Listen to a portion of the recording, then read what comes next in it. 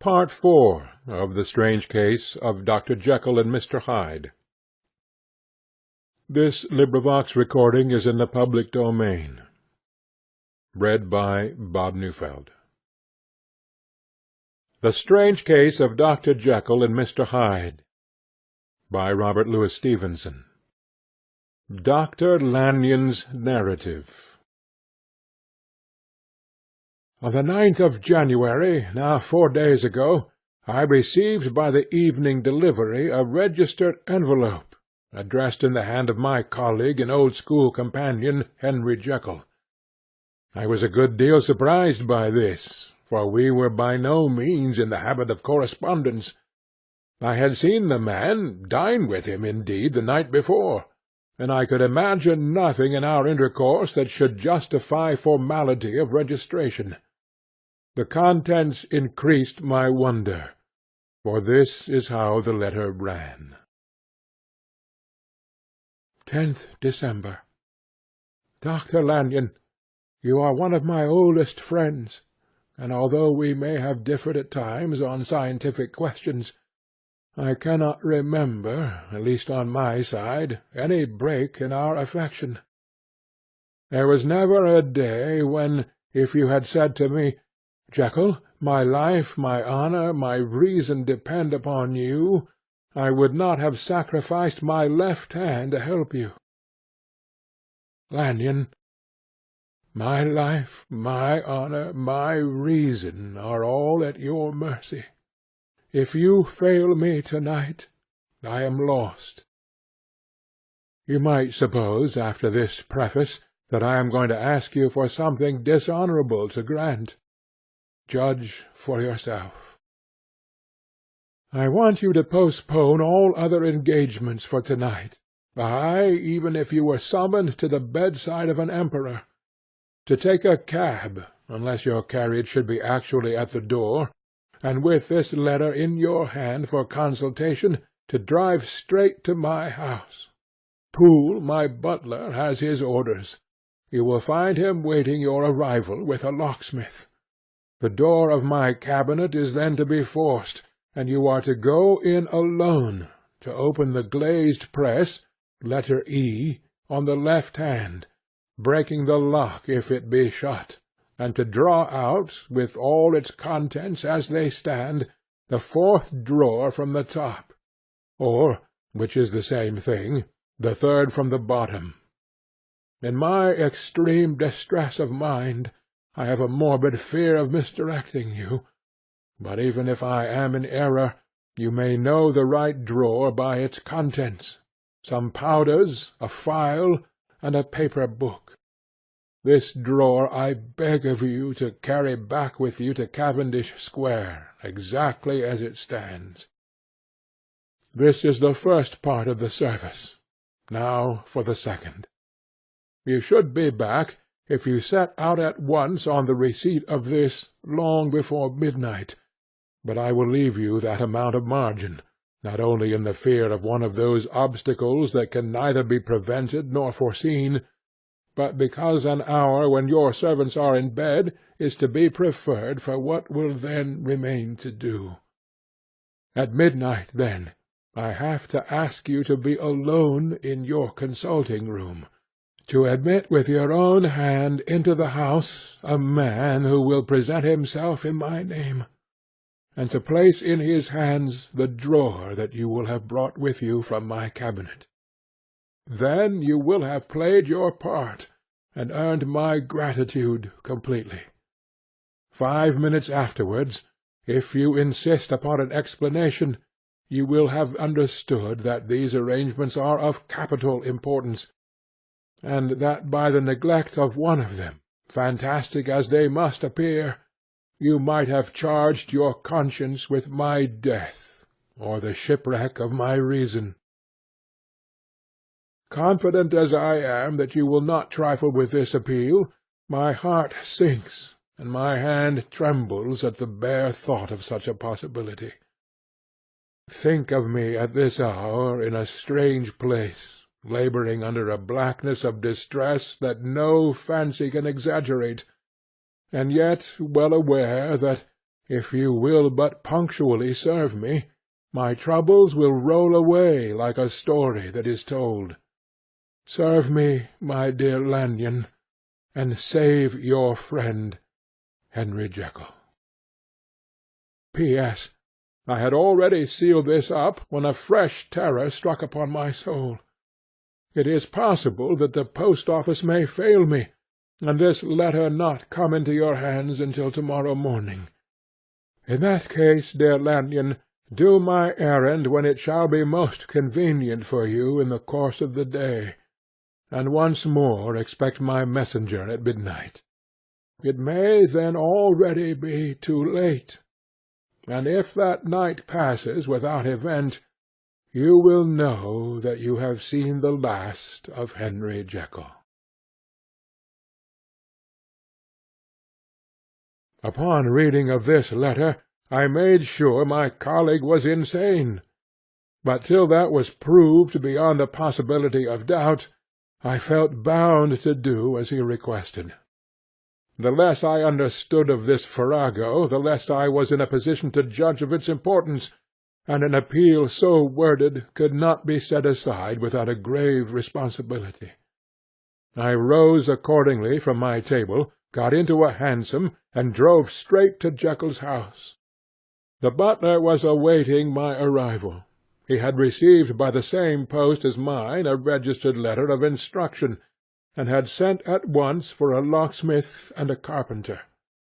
The tradesmen came while we were yet speaking, and we moved in a body to old Dr. Denman's surgical theatre, from which, as you are doubtlessly aware, Jekyll's private cabinet is most conveniently entered. The door was very strong, the lock excellent. The carpenter avowed he would have great trouble, and have to do much damage, if force were to be used, and the locksmith was near despair. But this last was a handy fellow, and after 2 hours' work the door stood open. The press marked E was unlocked, and I took out the drawer, had it filled up with straw and tied in a sheet, and returned with it to Cavendish Square.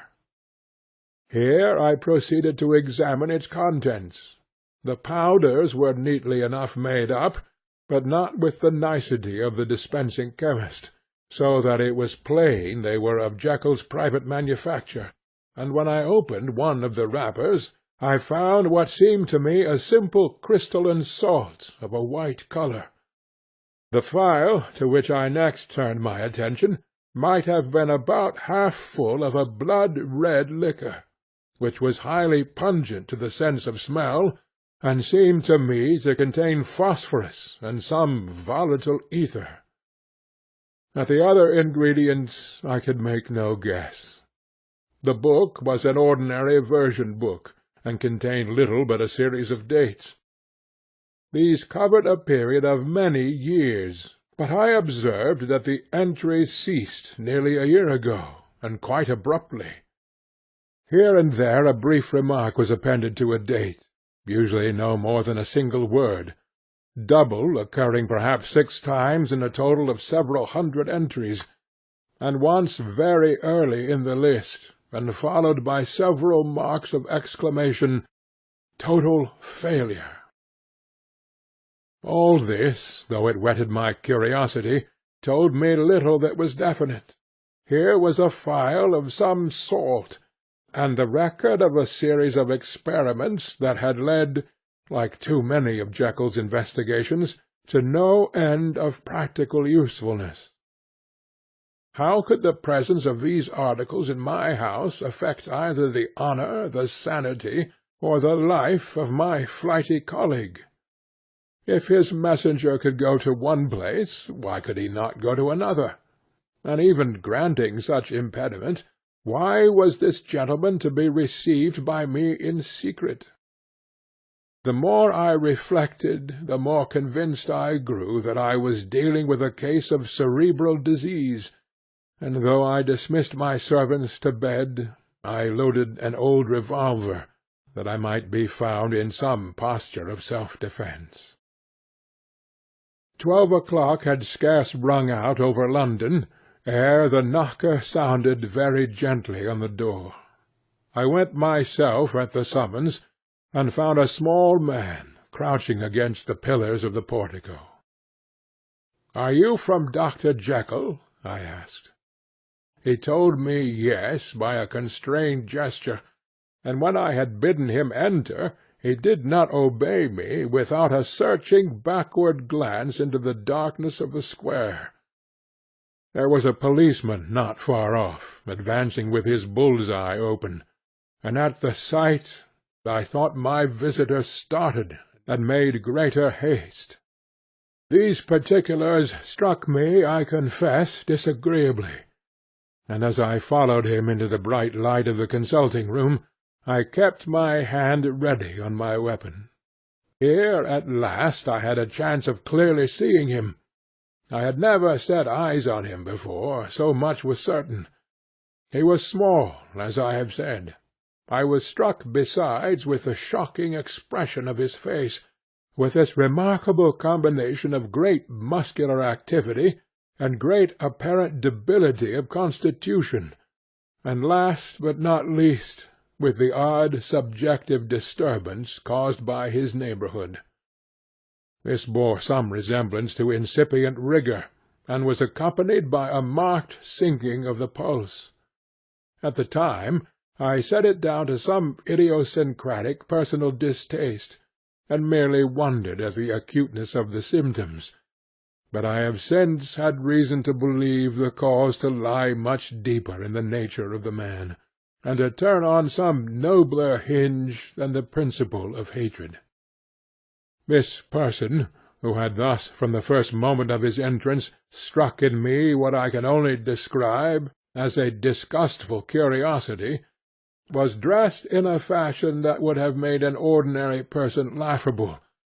His clothes, that is to say, although they were of rich and sober fabric, were enormously too large for him in every measurement, the trousers hanging on his legs, and rolled up to keep them from the ground, the waist of the coat below his haunches, and the collar sprawling wide upon his shoulders.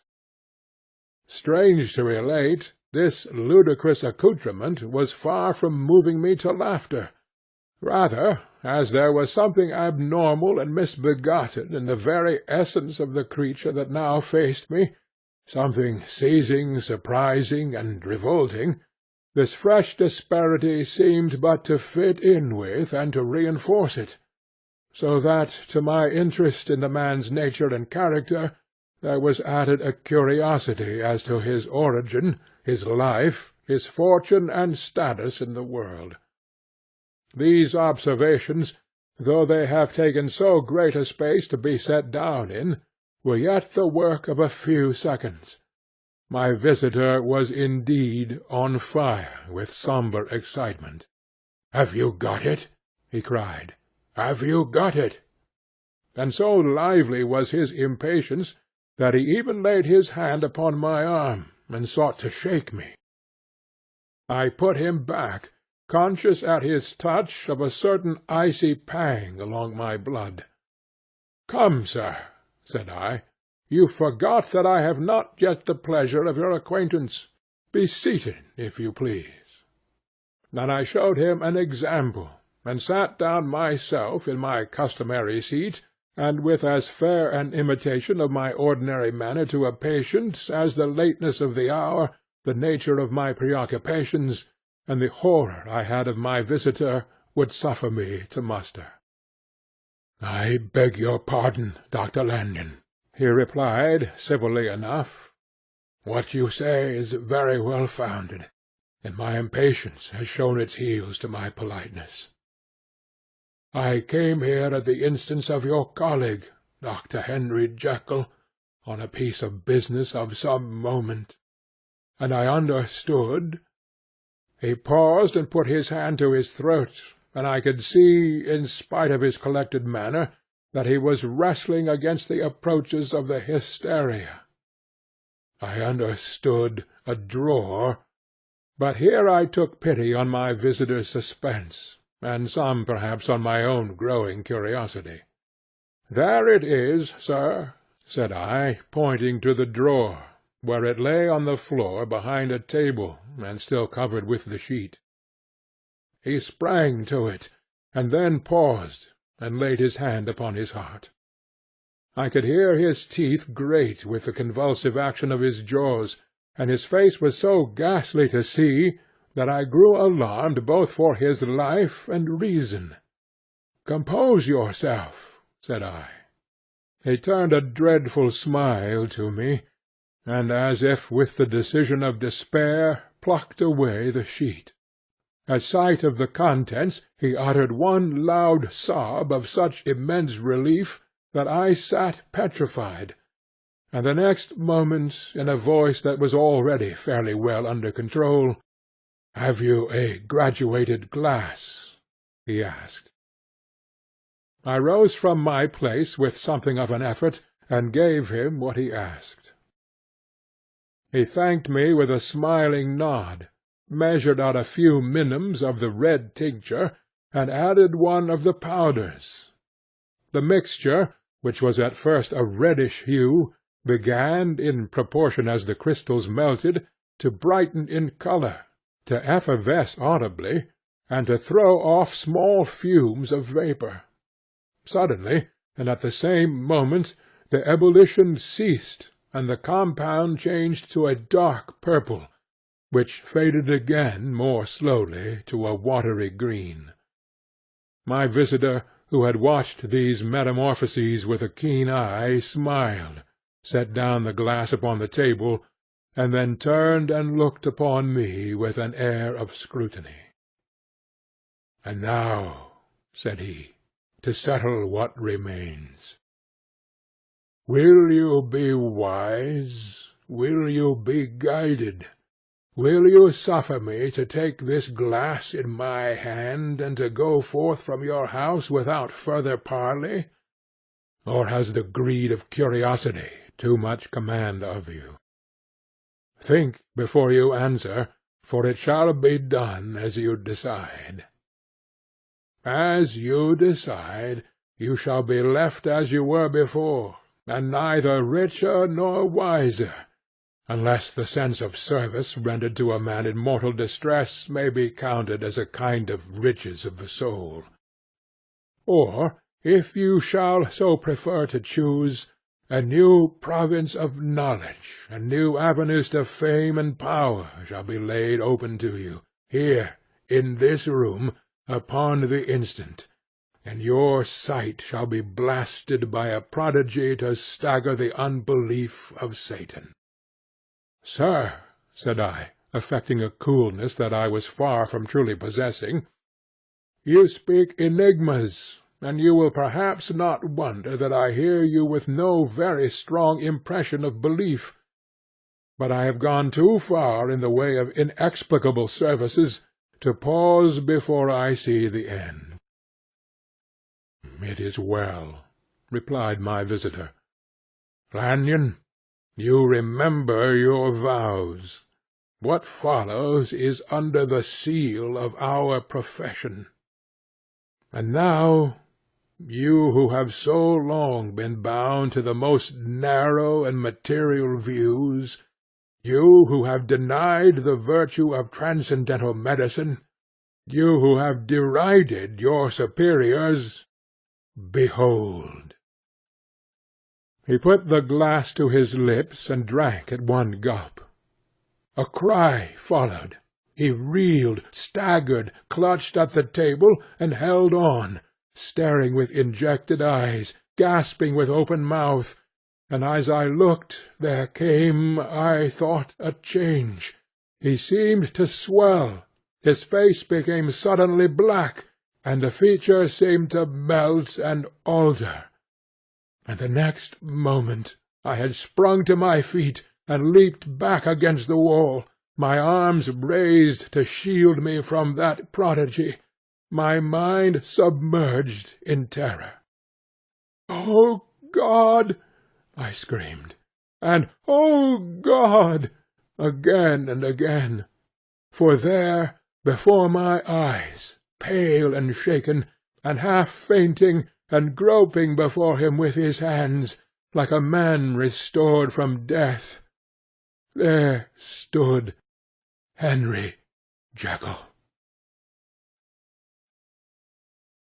What he told me in the next hour I cannot bring my mind to set on paper. I saw what I saw, I heard what I heard, and my soul sickened at it. And yet, now when that sight has faded from my eyes, I ask myself if I believe it, and I cannot answer. My life is shaken to its roots. Sleep has left me. The deadliest terror sits by me at all hours of the day and the night, and I feel that my days are numbered, and that I must die, and yet I shall die incredulous. As for the moral turpitude that man unveiled to me, even with tears of penitence, I cannot, even in memory, dwell on it without a start of horror. I will say but one thing, Utterson, and that, if you can bring your mind to credit it, will be more than enough. The creature that crept into my house that night was, on Jekyll's own confession, known by the name of Hyde, and hunted for in every corner of the land as the murderer of Carew. Hasty Lanyon. End of Part 4.